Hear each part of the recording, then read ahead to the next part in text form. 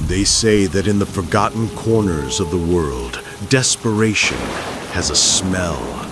It's the scent of damp earth, cheap whiskey, and the stale, lingering smoke of 1,000 bad decisions. For me, that was the smell of home, and the smell of the place I was about to lose my soul.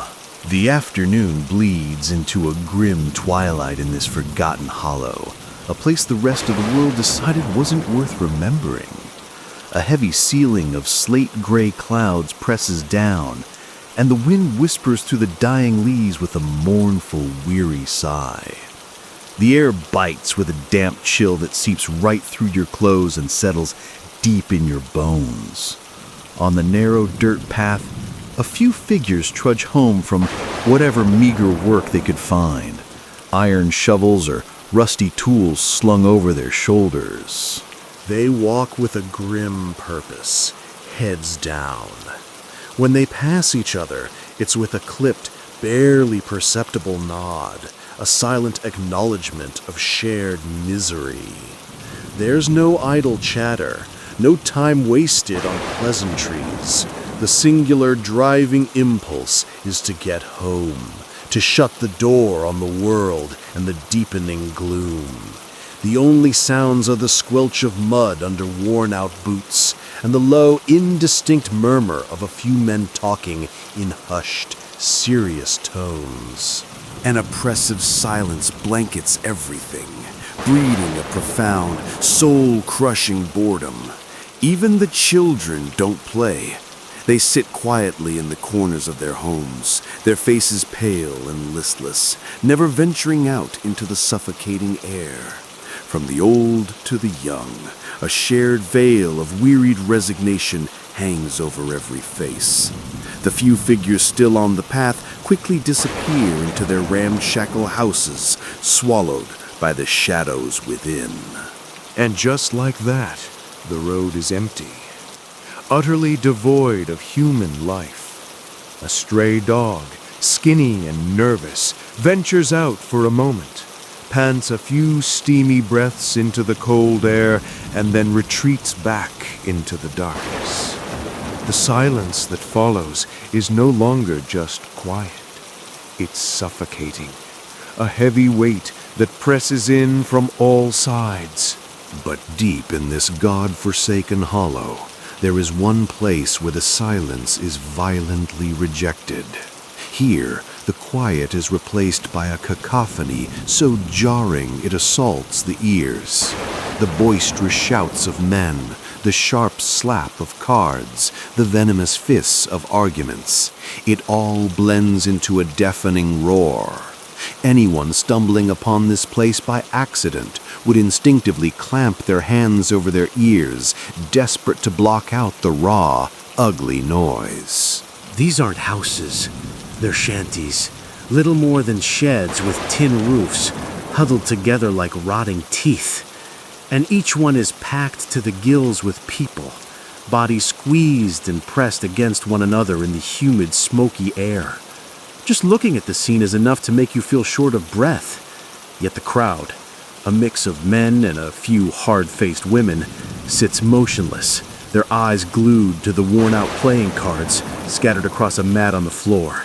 This is a gambling den, a sucker's paradise, they call it. A place for those with the fever for getting rich, who stake their hopes on the fickle turn of a card. The shanties, really, are no better than pigsties.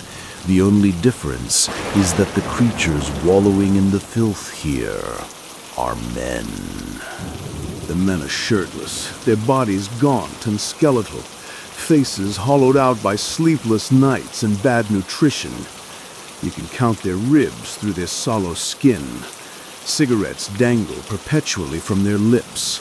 One of them, seeing the house runner, the boss of this grimy operation, lay down his hand, breaks into a wide, triumphant grin. He flips his own cards over with a flourish. "Well, I'll be," the winner crows, his voice raspy. My luck's finally turned. You've been taking my money all day. Pay up. The face of the house boss, a heavy-set man named Silas, flushes a deep, angry red. He grinds his teeth, furious at losing such a significant pot, but he knows the rules of his own game. He swallows his anger, forces it down into his gut, and shoves a wad of crumpled bills across the table. There, that's your damn money. Now take it and get the hell out of my sight, you bad luck charm. The winner just laughs, a loud, obnoxious bray, and scoops up his winnings. He stands and walks away without a backward glance, completely ignoring the venomous glare Silas is drilling into his back. There's nothing Silas can do. This is the nature of the beast, the brutal dance of luck and timing. Truth be told, the guy who just won had been on a losing streak since sunrise. In a fit of desperation, he'd borrowed money at a crippling interest rate from a loan shark right here in the den and bet it all on one last reckless hand. And against all odds, he'd sucked up all the luck in the room. One man's fortune is another's curse. And in a nearby shanty, another man was feeling that curse with the weight of the whole world. Ethan's face was flushed, hot with the shame and fury of someone who hadn't won a single hand since dawn. The dealer, a man with cold, dead eyes, tilted his head.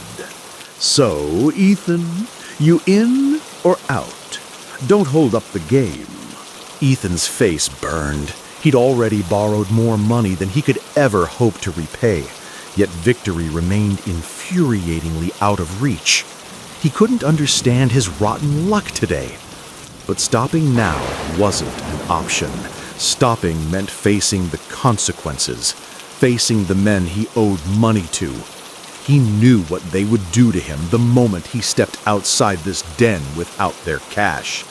So he gritted his teeth, the muscles in his jaw aching, and gave a stiff nod. Deal them, He rasped, his voice tight. His forehead was slick with sweat as he pushed his last few dollars into the pot. Luck finally seemed to turn. He won the next hand, clawing back a small portion of his losses. A tiny spark of hope flickered to life in his chest. He immediately placed another bet. The dealer glanced at him, a smirk playing on his lips, and dealt the cards. This streak continued into the late evening. Whether it was the favor of some forgotten saint or just the random swing of probability, Ethan started winning. And he kept winning. The pile of money in front of him grew steadily. He no longer had to worry about the loan sharks waiting outside. He might even have enough to live on for a few days without the gnawing anxiety in his gut. Feeling the intoxicating rush of a winning streak, he took a deep, shuddering breath. He shoved his entire stack of winnings into the center of the mat. All of it, he declared, his voice stronger now. Deal the cards. The dealer raised an eyebrow. You sure you want to play that big, son? Just deal, Ethan snapped. You scared? This hand. Just you and me. Ethan didn't reply, but the other gamblers around the table got the message. They silently pulled back their own small bets, clutching their money. They were out. This was a spectacle now, and they were just the audience, waiting to see who would be left standing. 2 cards were dealt to each of them. Ethan clenched his jaw, forcing himself to remain calm. His hand trembled as he reached out and picked them up. The first card was a 9. A wave of relief washed over him. A good start. He began to peel the second card back, revealing it slowly from top to bottom. The other gamblers leaned in, their eyes fixated on his hands. He saw the top of the card. It was pointed. It had to be an ace, a natural 20. He quickly flipped the card over, his heart pounding with hope, only for it to curdle instantly into bitter disappointment.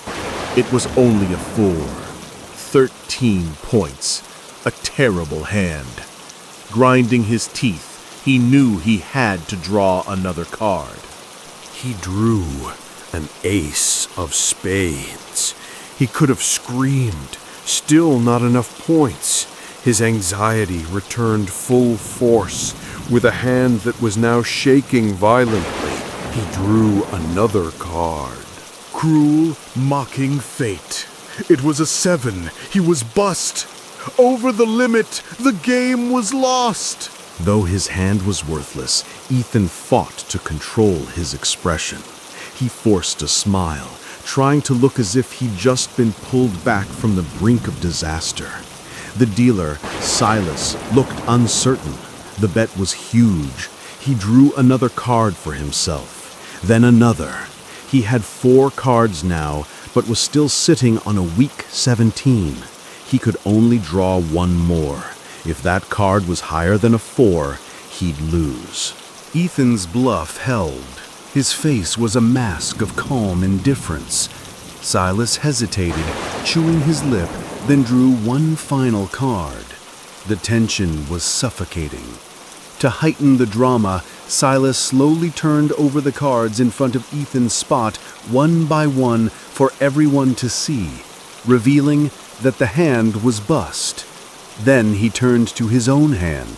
Only one card remained unknown, the one Silas had just drawn. It lay face down on the mat. Ethan could only pray for it to be higher than a 4. At least then they would both lose. A draw. Silas, too, feigned nervousness, his hand trembling as he reached for the card. Ethan squeezed his own hands together so tightly his knuckles turned white. It can't be low, he thought desperately. All the low cards have to be gone by now. It just can't be. When the card was finally flipped, Silas let out a triumphant roar, pointing a thick finger at it. Well, what do you know? Just enough. A 4. 21 exactly. Perfect score. Not even God himself could beat that. The moment Ethan saw that card, he felt the world drop out from under him. He stumbled backward, his mouth twitching, his hands and feet shaking uncontrollably. He couldn't believe his eyes. The perfect score. The absolute worst-case scenario. It had completely changed his fate. He felt tears welling up, a lump of raw despair lodging in his throat. He had lost everything. Everything. No, it can't end like this, Ethan stammered, the words catching in his throat. He pleaded, his voice cracking. One more game. Just one more. I'll win it back. Let me play again. Silas stared down at the pathetic figure before him. You got any money left to play with, boy? Or are you all tapped out? I'll borrow it. From you, Ethan said, the words tasting like ash. I'll pay you back, I swear. Silas let out a short, humorless chuckle. You think I'm scared you'll run off? Fine, one more. But if you lose this one, you owe me, understand? He didn't just mean the money from this hand. He meant everything. Ethan nodded frantically, a drowning man grabbing for a vine made of snakes. The cards were dealt again, but his luck, if it ever truly existed, was gone. The results were the same. He lost, and again, and again. He begged for another chance, then another, each loss digging his grave of debt deeper. By the time the night was truly old, the number scribbled on the piece of paper Silas shoved in front of him was beyond comprehension for a man living in a forgotten corner of a forgotten county. Ethan was forced to sign the IOU. Only then was he allowed to leave. As the other gamblers shuffled out into the night, Only Silas and his hulking associate, Cletus, remained. Cletus, who had been silent all night, finally spoke, his voice a low rumble. "You're a real artist, Silas. You know, I can teach you that card trick sometime." Silas waved a dismissive hand. "You stick to what you're good at. Leave the fleecing to me. You see that?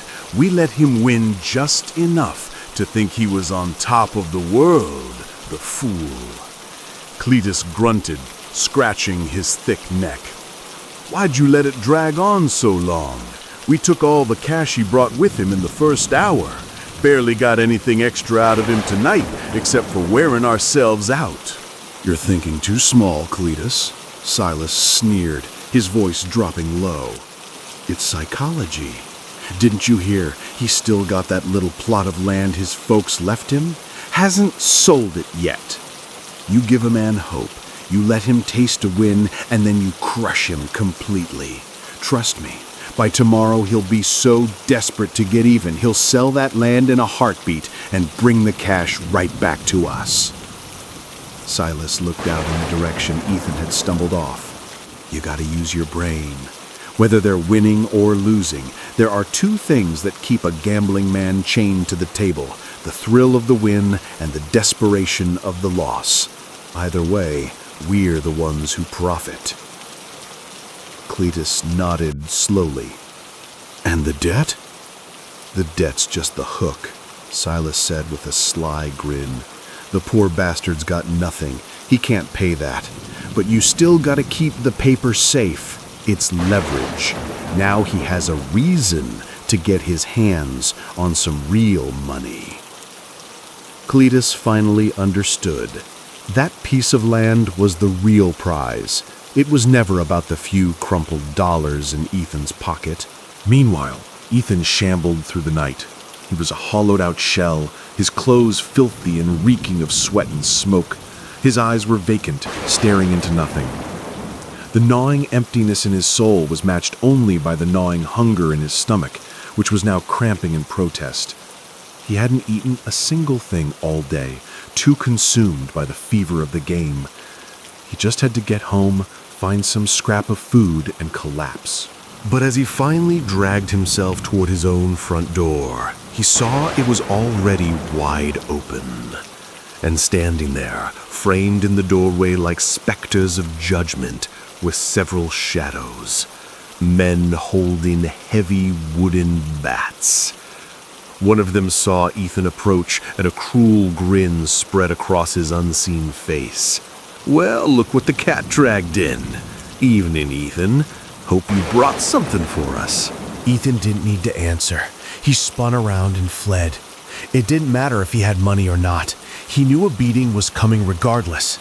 His legs, already weak from hunger and exhaustion, felt like lead, but raw terror gave him a burst of strength. He ran, his breath tearing at his lungs. It was no use. How could a starving, broken man outrun a pack of well-fed thugs? They caught him in seconds, grabbing him by the collar and dragging him down. "You're gonna learn to pay your debts," one of them growled, before the first blow landed. "And don't you worry, this ain't the last time we'll be seeing you." He lay motionless on the cold, damp ground for a long time before he could muster the strength to move. He couldn't go home. He had nowhere else to go. Wandering the roads at this hour was a death sentence. There was only one place he could think to hide, a place no one would look for a living soul. The old cemetery at the edge of the hollow. He found a spot deep inside, hidden among the crumbling tombstones of people long dead and forgotten. And here, in this sanctuary for the dead, in the deepest pit of his bad luck, Ethan found a flicker of fortune. On the grave right next to where he huddled, someone had left an offering, a plate of food. Everything was cold and stale, but to Ethan, it was the most beautiful sight in the world. It might not be delicious, but it would quiet the riot in his stomach. He tore at the food with his bare hands. It was dry and tough, catching in his throat, but he forced it down, swallowing hard. And next to the plate, a bottle of cheap whiskey, a gift from the gods or the devil, he didn't care which. It could help him forget, if only for a little while. He grabbed the bottle and drank, gulping it down like water. When he was done, he went back to chewing the dry food, tears of shame and relief streaming down his face, mixing with the grime and the food around his mouth. The night deepened. It must have been close to 3 in the morning. A sudden chilling sound broke the silence. A dog began to howl, a long, mournful cry that was quickly answered by another, and then another, until the night was filled with their frantic, terrified chorus. The sound was unnerving, primal. It woke Ethan from his stupor. He figured it was late enough now that no one would be looking for him. He stood up, swaying on his feet but steady enough to walk. He staggered out of the cemetery, disappearing back into the oppressive darkness of the hollow. He didn't see what happened after he left. On the tombstone where he had sat, the whiskey bottle, which he had drained by half, suddenly began to shake. The liquor inside, from some unseen source, began to rise, filling the bottle completely until it overflowed, spilling down the sides. The bottle tipped, rolled a few times across the stone, and came to a stop. The whiskey continued to pour out, a never-ending stream. Then, from the shadows of the grave itself, a hand emerged. It was skeletal and gaunt, all yellowed bone and sinew. It reached out, wrapped its spindly fingers around the bottle, and lifted it upright. The impossible flow of whiskey stopped, and in the village, the dogs fell silent. Back in the village, the dogs that had stopped howling now began again, but differently. They no longer bayed at the sky, but whimpered and barked at unseen things in the shadows, running back and forth in their yards.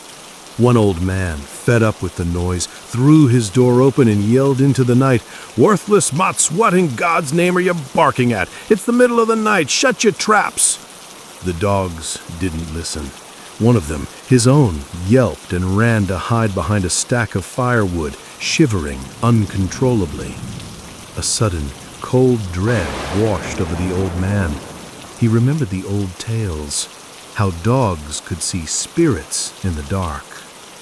He quickly retreated inside, slamming and bolting the door behind him.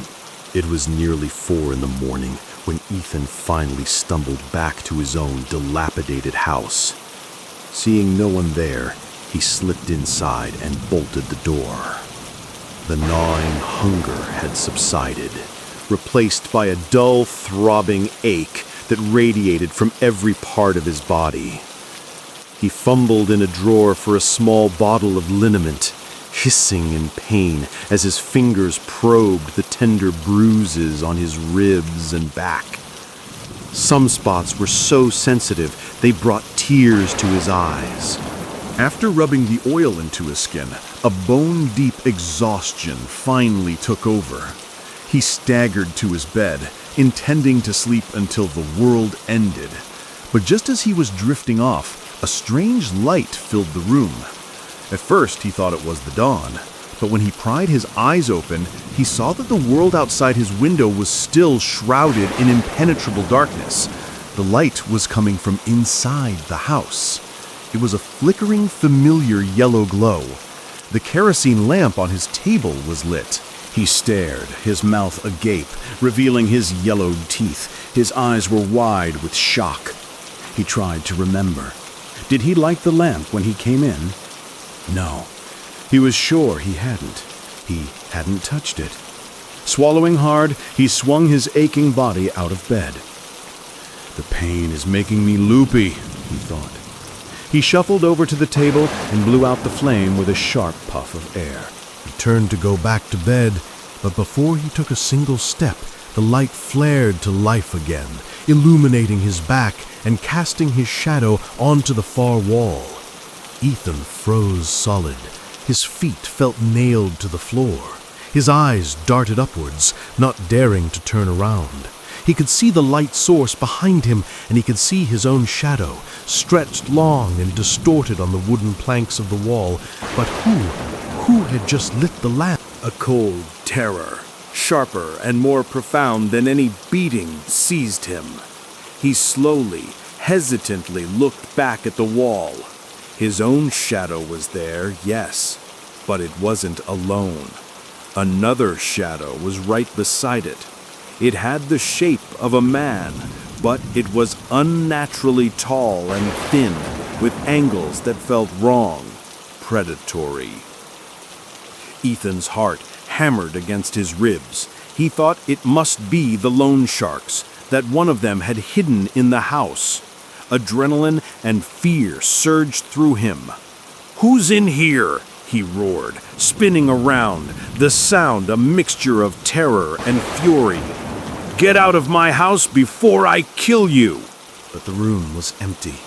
There was no one behind him, just the rickety table, the wooden chairs, and the kerosene lamp, burning with its silent, watchful flame. He whipped his head back to the wall. The two shadows were still there, one his, one other. He wasn't alone. He tried to rationalize. I'm still drunk. The pain. I'm imagining things. He took a deep, shaky breath, walked back to the lamp, and this time he didn't just blow it out. He grabbed the small metal knob on the side and twisted it down until the wick was completely retracted. He checked it meticulously, ensuring not a single spark remained. Satisfied, he turned back to his bed. The light flared again. This time he didn't even look at the shadow on the wall. He didn't have to. A wave of cold washed over him, and his body began to shake uncontrollably, his teeth chattering with a violence that seemed to rattle his skull. He was frozen in place, a statue of pure terror. And then before he could even scream, a sound echoed, not in the room, but inside his own mind. A low, distorted, and deeply unsettling laugh. It was followed by a voice, a rasping whisper that seemed to come from the deepest, darkest corner of his brain. "Hello, Master." Ethan spun around, looking wildly in every direction. Who's there? Who's talking to me? The ghoulish laughter echoed in his head again, and he felt a presence, a weight in his own thoughts that wasn't his. "It is I, Master. I am here." "Who are you? What do you want?" Ethan screamed into the empty room. "Get out of my head! Show yourself!" The laughter returned, dripping with scorn. "You wish for so much, Master.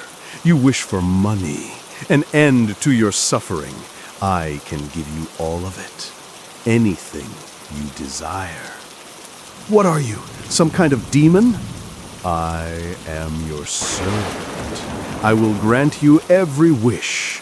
All I ask is that you let me live here, in this body. What do you say?" "No!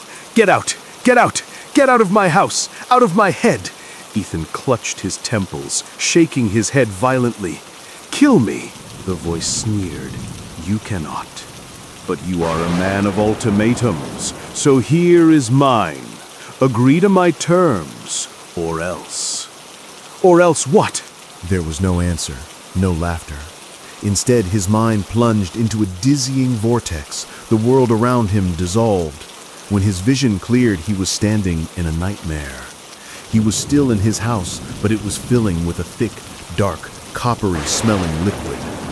Blood. It poured from the cracks in the ceiling, seeped through the walls, bubbling up from the floorboards. It rose around his ankles, then his knees, then his chest. He tried to run, to scream, but the viscous fluid held him fast, and when he opened his mouth, it flooded in, choking him. He was drowning. Just as he felt his consciousness fading, he snapped back to reality, collapsing onto the floor of his dry, empty room, gasping for air as if he'd just been pulled from a deep lake. You see now? The voice whispered, calm and patient. This is your alternative. So I will ask again. Let me live here, or that. Ethan lay on the floor trembling.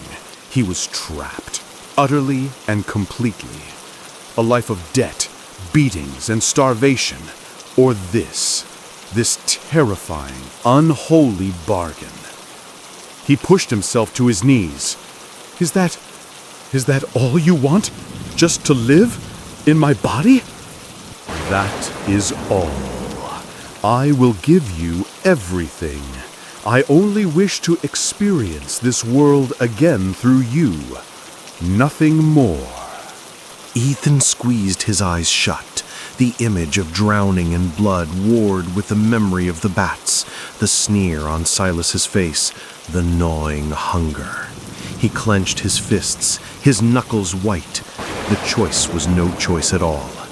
He took a ragged breath and nodded, the motion barely perceptible. "All right," he whispered to the empty room and to the presence in his mind. "I agree. You can have what you want, but you have to give me what I want." A wave of something cold and powerful washed through him, and a sound erupted from his own throat that he didn't recognize.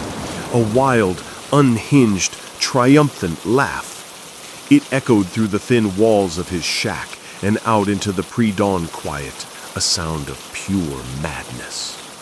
A neighbor, waking to relieve himself, heard the cackling and shuddered. "Lord have mercy," he muttered. Ethan's finally snapped. Poor bastard, always knew that gambling would be the end of him. 2 days passed in silence. Then Ethan reappeared. He walked back into the smoky haze of the gambling den, not with the hunched shoulders of a beggar, but with the straight-backed confidence of a king.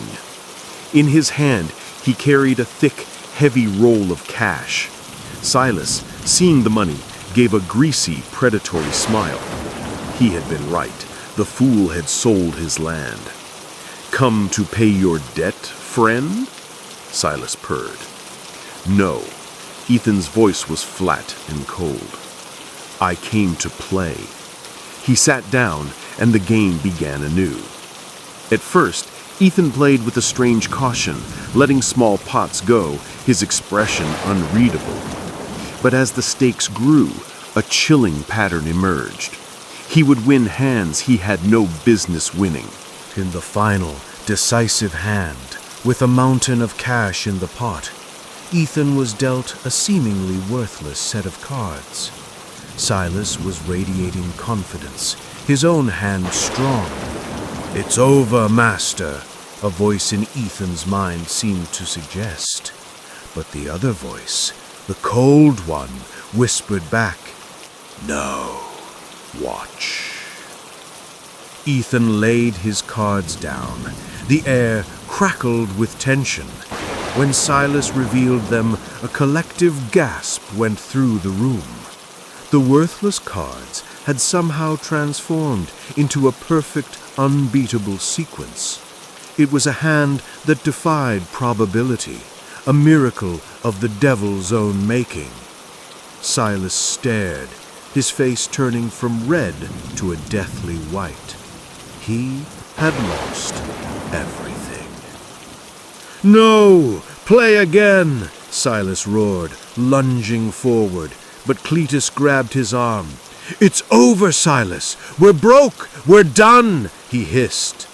Silas could only watch, his eyes burning with a murderous hatred, as Ethan silently gathered the massive pile of money and walked out, leaving financial ruin in his wake. When Ethan arrived home, the other group of loan sharks was waiting. Without a word, he peeled off what he owed them from his massive roll of cash. Stunned into silence, they took the money and left. Ethan went inside, closed the door, and calmly stacked the money on his table, the sight of it filling his empty soul with a cold, thrilling power. "Are you pleased, master?" The voice purred in his head. Yes, Ethan thought back. a slow smile spreading across his face. "Good," the voice replied, its tone dropping into something ancient and hungry, "because they will come for you tonight, and when they do, they will be my food." Later that night, two shadows detached themselves from the darkness and crept towards Ethan's house. Silas and Cletus, armed with heavy clubs, were not about to let their fortune be stolen. They kicked the flimsy door in and stormed inside. They found Ethan sitting in a chair in the middle of the room, his back to them. "We told you you wouldn't get to keep it," Silas growled, advancing. "Now, are you going to give it back, or do we have to—" He stopped. Ethan was slowly turning in his chair. The face that turned to meet them was not Ethan's. Not really. The eyes were black, bottomless pits, and the mouth was stretched into a horrific, predatory grin that seemed to split the face in two. An aura of pure malevolence rolled off him, a cold so intense it felt like a physical blow. Silas froze, his bravado instantly evaporating, replaced by a primal fear. He turned to his partner. "Cletus, what are you doing? Get him!" But there was no answer. Silas spun around. The room was empty. Cletus was gone. He had vanished into thin air without a sound. A soft, wet sound drew Silas's attention. He looked down. A dark, thick liquid was seeping up from the floorboards. The room was filling with blood. Panic seized him. He scrambled for the door, but it was sealed shut. The blood rose with terrifying speed. To his waist, his chest, he was trapped. Across the room, the possessed Ethan stood, watching him with that terrible, unblinking grin. "What do you want?" Silas screamed, thrashing in the viscous tide. "Take the money! Just let me go!" The figure's head tilted. Its voice, a chorus of Ethan's and something far older, echoed in the room. "Go? But you are precisely where you need to be." The blood surged, rising over Silas's head. He flailed, his struggles growing weaker, as spectral hands, visible only as ripples in the dark liquid, grabbed his legs and pulled him down into the suffocating depths. The next morning, the village awoke to screams. Silas's body had been found in his own home, his face a mask of ultimate terror, his clothes soaking wet as if he drowned, though his house was bone dry. The authorities were baffled. His partner, Cletus, was never seen again. The town brought in an old man, Mr. Abernathy, who knew things others didn't. As he looked over the scene, he felt a profound wrongness. "The soul is gone," he murmured to his young apprentice, Samuel, "ripped away. This was not the work of a man." His investigation eventually led them to the gambling den, where Samuel, posing as a player, saw it with his own eyes. Ethan, radiating a cold aura and the faint but undeniable second shadow that clung to him like a shroud. Abernathy knew then they were dealing with an ancient evil, a soul eater that required 10 souls to fully resurrect itself. Silas and Cletus were just the beginning. That night, they went to Ethan's house. The entity, sensing them, tried the same trick, trapping Samuel in the blood room illusion. But Abernathy was prepared. He confronted the possessed Ethan outside. "I know what you are," the old man said, his voice steady. "Your ritual ends tonight." The entity laughed through Ethan's mouth. "Old man, you cannot stop me." It lunged, its speed unnatural. But Abernathy was faster. He didn't brandish a cross or chant a prayer. He reached into his coat and threw a handful of fine gray powder directly at the creature. "You were buried 50 years ago," Abernathy declared. But your head was buried separately. These are the ashes from your own skull, the only thing that can send you back to the abyss." The possessed man screamed, a sound of pure agony that was not human. He collapsed, convulsing violently on the ground, as the dark energy was ripped from him. He coughed up a black, viscous fluid and then lay still. When he awoke, it was just Ethan. The cold power was gone, replaced by the crushing weight of memory. He remembered it all. The cards, the shadows, the blood, the faces of Silas and Cletus in their final, terrifying moments. It was not a dream. It was his own personal hell made real. Sobbing, broken, he confessed everything. The authorities couldn't make sense of the story, of a man who killed 2 people and somehow dragged their bodies back to their own homes. To them, it was just the incomprehensible act of a madman.